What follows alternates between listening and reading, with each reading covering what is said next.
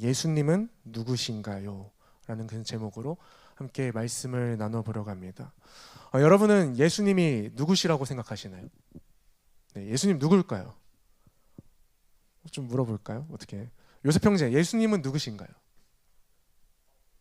네. 네. 저희들이 우리가 정말 예수님에 대해서 뭔가 잘 아는 것 같지만 제대로 알지 못할 때가 너무나도 많습니다. 그런데 예수님이 누구신지 정확하게 알고 있었던 한 사람이 있었습니다. 바로 예수님을 향한 열정이 넘쳐났던 제자 베드로였습니다. 우리가 함께 본문 16절을 한번 읽어보겠습니다. 자, 시작.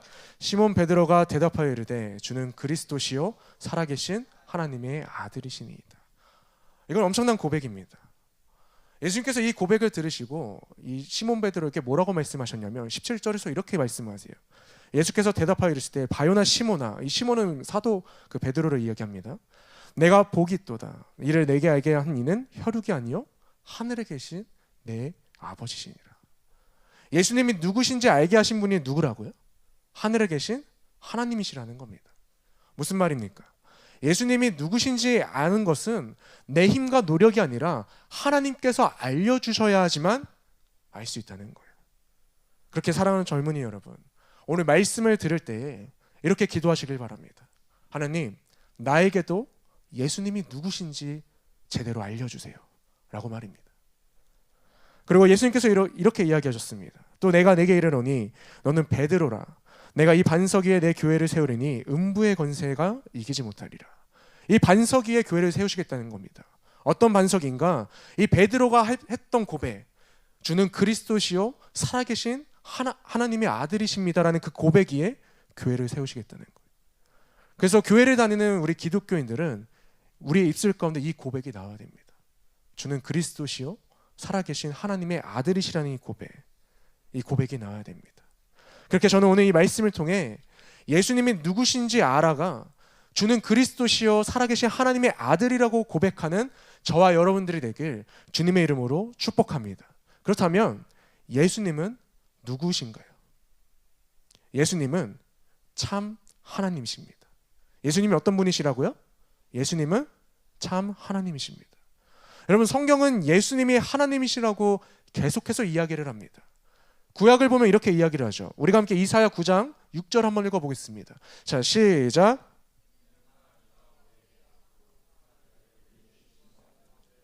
그의 어깨는 정사를 메었고 그의 이름은 기묘자라, 모사라, 전능하신 하나님이라, 영존하시는 아버지라, 평강의 왕이라 할 것이라. 여러분, 이 이사야 9장은 오실 메시아를 예언하는 말씀입니다. 그러니까 예수님이 올 거라고 미리 이야기해 준 구절이라는 거예요. 그래서 6절에 보시면 뭐라고 하죠? 이는 한 아이가 우리에게 낳고, 이 아이는 예수님을 이야기합니다. 근데 예수님이 누구라고 이야기를 하죠? 전능하신 하나님이라 라고 이야기를 합니다. 그뿐만이 아니에요. 하나님이 예수님이 하나님이심을 직접 증언하셨어요. 마태복음 3장 17절에서는 이렇게 이야기를 하십니다. 하늘로부터 소리가 있어 말씀하시되 이는 내 사랑하는 아들이요.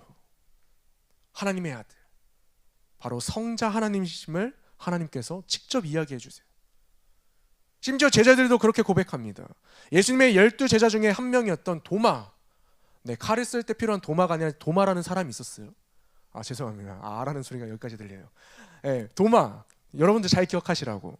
이 도마가 뭐라고 대답을 했냐면 요한복음 20장 28절에 보면 도마가 이렇게 대답을 합니다. 도마가 대답하여 이르되 뭐라고 대답하죠? 나는 주님이시요, 나의 주님이시요. 뭐라고 대답하죠? 네, 나의 하나님이시라고 대답합니다. 나의 하나님이시라고 고백을 해요. 오늘 본문도 마찬가지죠. 베드로가 예수님이 누구시라고 이야기하죠. 우리가 함께 다시 한번 본문 16절을 다시 한번 읽어보겠습니다. 자, 시작. 시몬 베드로가 대답하여 이르되 주는 그리스도시요 살아계신 하나님의 아들이십니다. 성자 하나님이시라고 이야기를 합니다. 그뿐만이 아닙니다. 우리는 예수님의 말씀을 통해서 예수님이 참 하나님이심을 알 수 있어요. 예수님께서 뭐라고 이야기하시냐면 요한복음 10장 30절에서 이렇게 이야기하세요. 나와 아버지는 하나이니라. 아버지와 어떻다고요? 하나라고 이야기하시죠. 다시 말하면 예수님이 나는 하나님이시라고 이야기하신 거예요. 아버지와 자신은 하나라고 이야기하셨어요. 요한복음 14장 7절부터 9절에서도 이렇게 이야기를 합니다. 너희가 나를 알았더라면 내 아버지도 알았으리로다. 이제부터는 너희가 그를 알았고 또 보았느니라. 빌립이 이르되 주여 아버지를 우리에게 보여주옵소서. 그리하면 족하겠나이다. 그러자 예수님께서 뭐라고 말씀하시죠? 예수께서 이르시되 빌립아 내가 이렇게 오래 너희와 함께 있지 않았냐? 내가 너와 함께 있었잖아. 너가 나를 알지 못하느냐? 나를 본 자는 아버지를 보았거늘 어찌하여 아버지를 보이라 하느냐? 자신을 보고 아는 것이 바로 하나님을 아는 것이라고 이야기하셨어요. 내가 하나님이라는 거죠. 다시 말해 예수님이 참 하나님이심을 계속해서 말씀하셨습니다. 여러분 2000년 전부터 계속해서 구약은 예수님이 하나님이심을 이야기했어요. 심지어 하나님도 예수님이 자신의 아들 성자 하나님이라고 이야기하실 뿐만 아니라 제자들도 예수 그리스도를 믿었던 모든 사람들도 다 예수님이 하나님이라고 이야기를 합니다. 그리고 그 믿음은 오늘날 우리에게까지 전해져 왔죠. 만약 이게 거짓말이라면 기독교는 사라져야죠. 기독교는 믿을 존재가 아니라 맨날 거짓말하는 존재죠. 근데 그 오래전부터 지금까지 기독교는 사라지지 않았습니다. 예수님이 하나님이 아니시라면 어떻게 이단들이 있을 수 있을까요? 이단들이 있을 수 없죠. 여러분 명품에도 진품이 있잖아요. 근데 진품이 있으니까 뭐가 있죠? 네, 짝퉁이 있어요. 진짜가 있어야 가짜가 있는 것처럼 진짜가 없으면 가짜가 있을 이유가 없죠. 진짜가 있기 때문에 가짜가 있는 거예요. 사랑하는 젊은이 여러분, 하나님이 예수님이 성경이 수많은 사람들이 예수님이 참 하나님이심을 이야기합니다. 아멘이신가요? 누군가는 이렇게 이야기할지도 모르죠. 예수님은 4대 성자 중에 한 분이라고. 그러나 그거는 예수님을 잘 몰라서 그러는 거예요. 예수님이 공자, 석가모니, 소크라테스 그 중에 한 명이라고 이야기하는 사람은 예수님이 어떤 분인지 정확하게 모르는 거예요. 예수님이 나의 죄를 위하여 십자가에 못 박혀 죽으시고 3일 만에 부활하신 참 하나님이심을 모르니까 그렇게 이야기하는 거예요. 여러분 예수님이 누구시라고요? 네, 참 하나님이십니다. 그 사실을 꼭 기억하시길 바라요. 한 발 더 나가서 예수님은 누구이신가요? 그 두 번째는 예수님은 참 인간이십니다. 예수님이 어떤 분이시라고요? 예수님은 참 인간이세요. 앞서 말씀드렸듯이 예수님은 참 하나님이세요. 그런데 예수님은 참 하나님이시기도 하지만 참 사람이기도 하셨어요. 예수님은 인간의 몸을 입고 태어나셨죠. 누가복음 2장 5절부터 7절은 이렇게 이야기합니다. 그 약혼한 마리아와 함께 호적하러 올라가니 마리아가 이미 잉태하였더라. 거기에 있을 그때의 해산할 날이 차서 첫 아들을 낳아 강보로 사서 구유에 누웠으니 이는 여관에 있을 곳이 없음이로다. 예수님이 누구의 몸 가운데 태어나셨다고요? 마리아의 몸 가운데 태어나셨다고요. 그리고 예수님은 마리아의 몸에서 태어나셨습니다. 그리고 인간으로 사셨죠. 인간의 발달 과정을 다 겪으셨어요. 인간의 모든 감정을 느끼셨어요. 그뿐만이 아닙니다. 인간의 한계, 모든 유혹을 겪으셨습니다. 그리고 죽으셨죠. 우리가 죽는 것처럼. 예수님은 참 인간이셨어요. 그러다 보니 많은 사람들이 아까 말씀드렸듯이 예수님을 4대 성인 중에 한 명으로 본다고 그랬잖아요. 왜요? 인간이셨기 때문에. 근데 참 하나님이신 거는 몰랐던 거죠. 만약에 예수님이 계셨을 때 많은 사람들이 인간으로 오시니까 착각했어요. 오늘 본문을 봐도 알잖아요. 우리 함께 본문 14절 한번 읽어볼까요? 자, 시작. 이르되 더러는 침례 요한, 더러는 엘리야, 어떤 이는 예레미야나 선지자 중에 하나라 하니라. 예수님께서 제자들에게 물어보셨어요. 많은 사람들이 나를 뭐라고 부르냐? 라고 물어보셨습니다. 그때 제자들이 대답한 거예요. 예수님을 보고 침례 요한, 더러는 엘리야, 어떤 이는 예레미야나 선지자 중에 하나라고 이야기를 합니다. 라고 하는 거예요. 왜요? 사람들은 예수님을 그저 인간으로만 봤으니까요. 그래서 예수님이 다시 한번 질문을 했죠. 그러면 너희들은 나를 뭐라 보냐? 그때 베드로가 대답한 거예요. 베드로는 알았던 거죠. 예수님은 참 인간이시기도 하지만 참 하나님이시라는 것을 알았던 거예요. 여러분, 사람들은 많이 착각합니다. 착각하다 보니까 이단들이 생겨요. 어떻게 하나님이 인간이실 수 있어? 라는 거예요. 그런데 그건 왜 예수님이 참 하나님이신지, 참 인간이 될 수밖에 없었는지를 모르니까 그렇게 이야기를 하는 거예요. 여러분, 예수님이 왜 참 하나님이신데 왜 인간의 몸으로 오셨을까요? 왜 오셨죠? 그 이유는 인간의 몸으로 오셔서 죽으심으로 우리의 믿음과 신앙을 위해 인간으로 오시는 것이 너무나도 중요했기 때문이에요. 만약에 인간의 몸으로 오지 않으셨다면 우리는 예수께서 나를 구원해 주신 그 은혜가 얼마나 큰 선물인지를 전혀 알 수가 없어요. 김동원 목사님의 크리스찬 베이직이라는 책에 보면 참 하나님이신 예수님께서 참 인간으로 오신 것이 얼마나 큰 은혜인지 아주 재밌게 설명해요. 뭐라고 설명하시냐면, 이 김동원 목사님이 강아지를 굉장히 좋아한대요. 그래서 집에서도 직접 강아지를 키우시긴 하시는데, 이 강아지를 너무 좋아하시니까 많은 사람들이 이 김동원 목사님을 보고 뭐라고 이야기하냐면 개아비라고 이야기를 한대요. 개아비. 개의 아비. 근데 이 개아비라는 소리를 들었을 때는 기분이 나쁘지 않대요. 그 강아지의 아비라는 이야기잖아요. 개아비가. 그런데 누군가가 자기한테 개자식이라고 한다면 기분이 나쁘대요. 왜요? 이 개자식이란 말은 개의 자식이라는 말이잖아요. 내가 개로부터 태어났다는 거잖아요. 그렇게 보잘것없는 존재라는 거잖아요.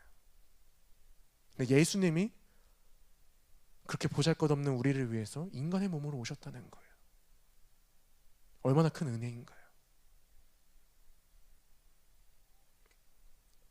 그래, 예수님이 사람이 되셨다는 것은 바로 그런 의미입니다. 내가 개의 자식이 된 것보다 더 낮아지신 거예요. 여러분, 우리를 구원하시기 위해서 하나님의 아들의 그 지위와 권세와 자리, 모든 것을 포기하고 이 땅 가운데 오셨다는 것만큼 은혜가 되는 것이 뭐가 있을까요? 인간의 몸으로 오셨기에 우리는 구원의 은혜가 얼마나 큰 선물인지 알 수 있는 거예요. 그뿐만이 아닙니다. 인간의 몸으로 오셨기에 우리의 참된 위로자, 중보자가 되실 수 있으셨던 거예요.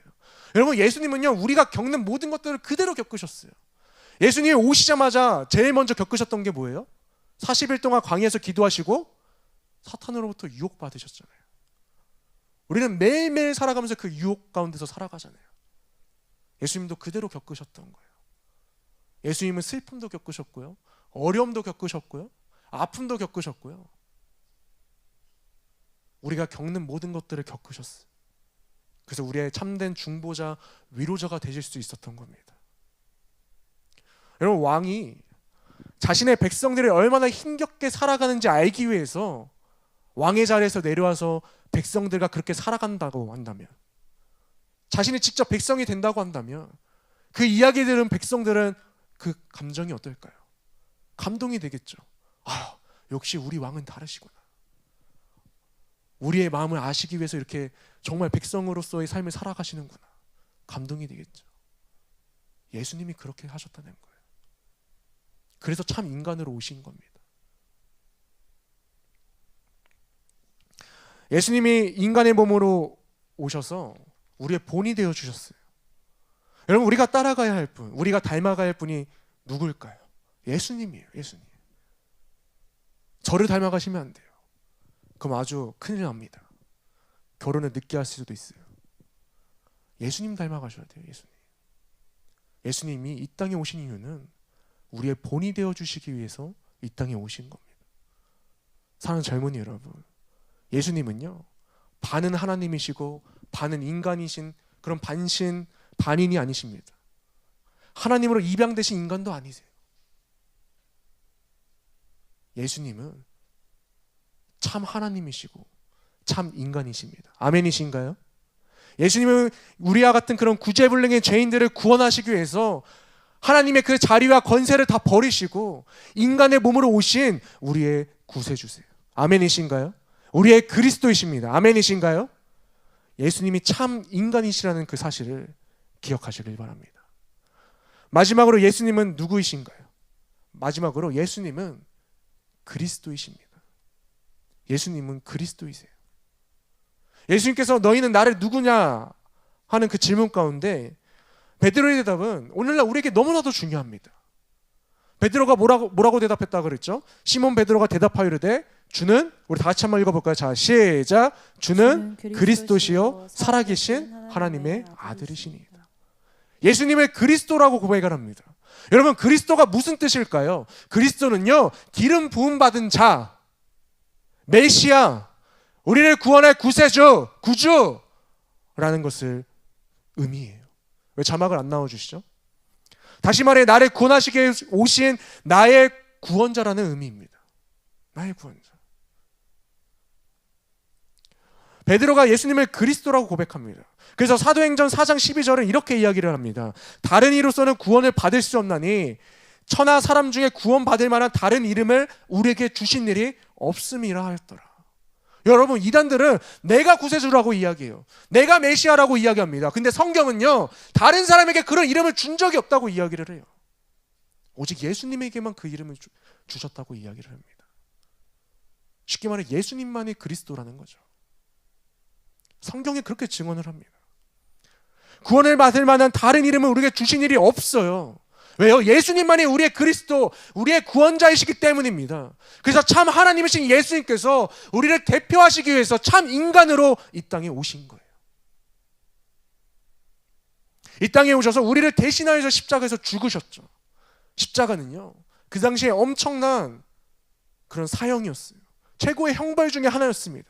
그 당시의 사람들은요, 십자가에 못 박힌 사람들을 보고 뭐라고 이야기했냐면 저주받은 사람이라고 이야기했어요. 근데 왜 예수님께서 그 저주받은 사람이 되셨을까요? 그런 저주를 왜 받으셔야 했을까요? 우리가 바로 그런 저주받은 사람이기 때문입니다. 죄로 인해서 하나님과의 관계가 단절된 그 저주를 받은 사람이 바로 우리이기 때문이에요.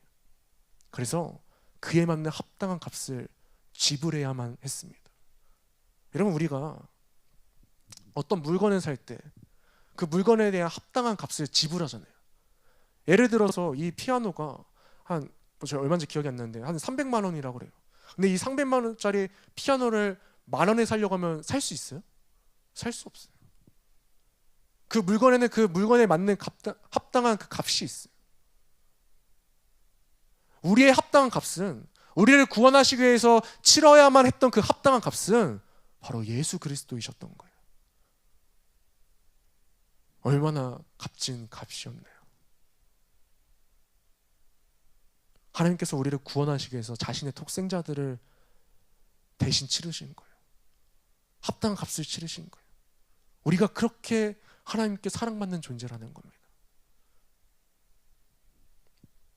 그래서 우리는 이것을 뭐라고 이야기하냐면, 우리를 대신하여서 값을 치렀다라는 것을 뭐라고 이야기하냐면 속죄라고 이야기해요. 속죄.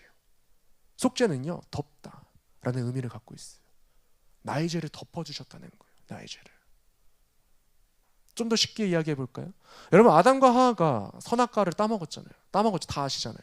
따먹고 나서 이 아담이 자신이 벌거벗은 것을 알고서는 뭘 했죠? 네, 나뭇잎을 이렇게 모아가지고 뭘 만들었죠? 옷을 만들었어요. 이 벌거벗었다는 것을 깨달았다는 것은 선과 악을 구별하게 됐다는 거예요. 여러분, 근데 이 선과 악을 구별할 수 있는 분은 하나님밖에 없습니다.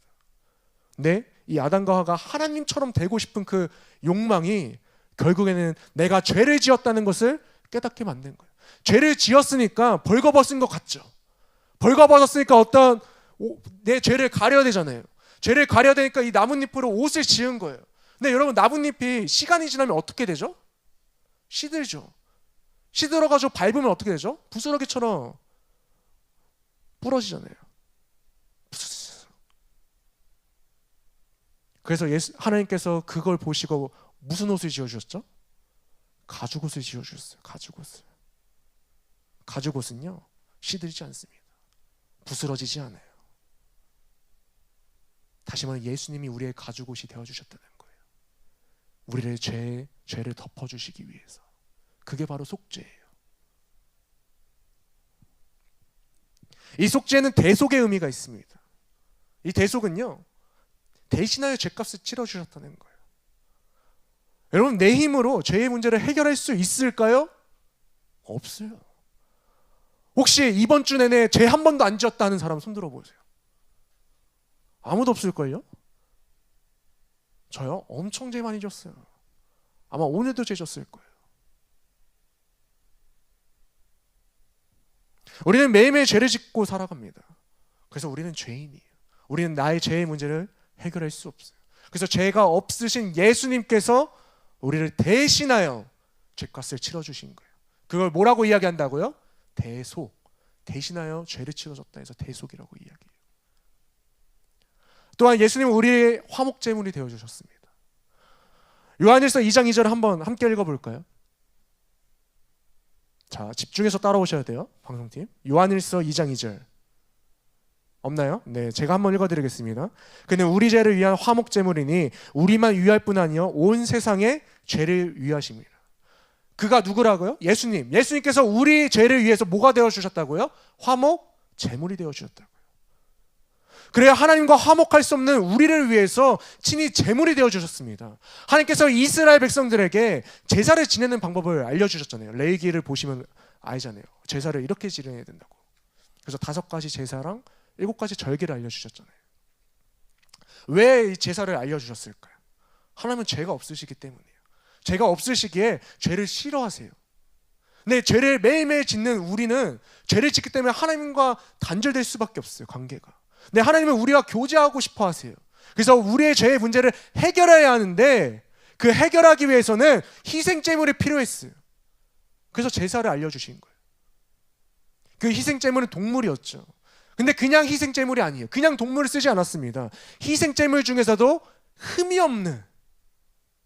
없는 제물을 써야 됐습니다. 그 희생제물을 드림으로 하나님과 인간과 인간 사이를 화목하게 해야 했어요. 그런데 죄를 지을 때마다 그 화목제물을 드려야 되잖아요. 그거 한번 생각해 보자고. 우리가 이번 주에 예를 들어서 한 30번의 죄를 졌어요. 그러면 30번의 동물을 드려야 되는 거예요. 야, 드릴 수 있을까요? 요즘 소 한 마리에 한 1,000만 원 정도 한다고 하더라고요. 그럼 30번이면 얼마예요? 3억이요, 3억. 일주일에 3억씩 드릴 수 있을까요? 없죠.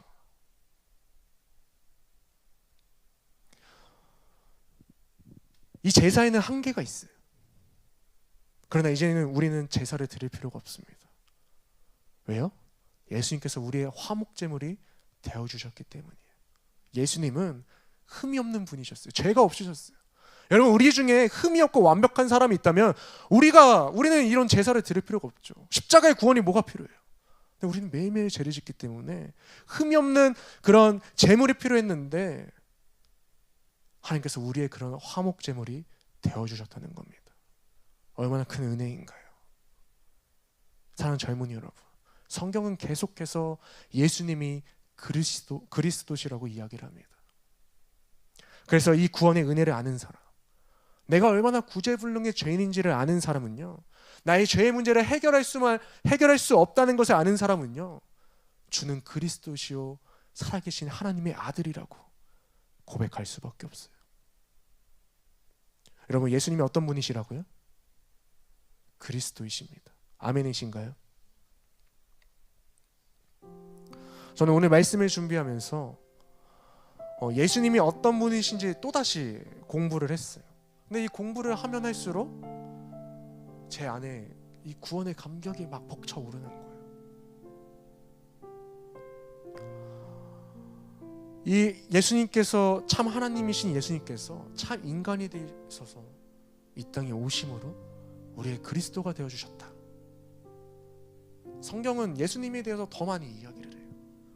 근데 오늘 저는 여러분들에게 대표적인 3가지만 이야기를 드린 거예요. 그리고 그 그리스도가 되셨다는 것, 속죄와 대속과 화목제물, 더 많은 예수님을 말할 수 있는 그런 단어들이 더 많은데 더 줄인 거예요. 근데 예수님을 알면 알수록 야, 내가 정말 죄인이었구나. 내 죄의 문제를 해결할 수 없는 내가 얼마나 죄인이었는지를 보게 되는 거예요. 인간의 몸으로 오실 필요가 없으셨는데 친히 오신 거잖아요. 나를 구원하시기 위해서. 제가 중학교 3학년 여름 수련회에서 예수님을 나의 구주, 나의 인생의 주인으로 믿게 됐거든요. 그때가 다시 떠오르는 거예요. 그때 막 울면서 기도했던 게 막 떠오르는 거예요. 아, 맞아. 내가 그런 죄인이었지. 내가 그런 구제불능의 죄인이었지. 맞아, 예수님이 나의 그리스도이시지.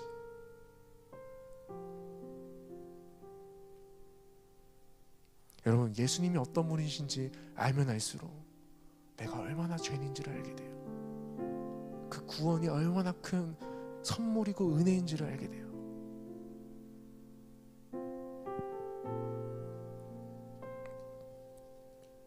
성경은 계속해서 예수님에 대해서 이야기를 합니다. 예수님의 십자가의 사건부터 해서 예수님의 부활까지, 그리고 다시 오실 예수님의 이야기까지. 성경의 주제는 하나로 정리한다면 예수님이에요.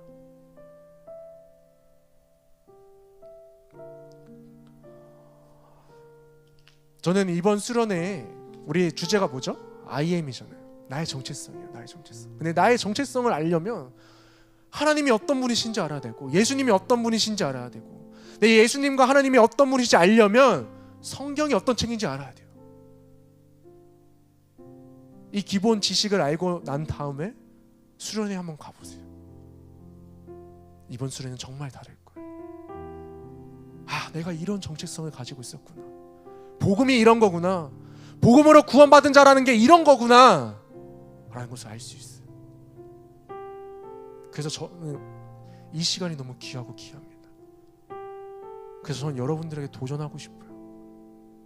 수련회 꼭 신청하라고. 그 닫힌 마음의 문을 열고 이번에 수련회 꼭 신청하자고. 그냥 드리는 말이 아니에요. 그냥 도전하는 게 아닙니다. 제가 여러분들을 너무 사랑하기 때문이에요. 만약 사랑하지도 않으면 이런 말 안 해요.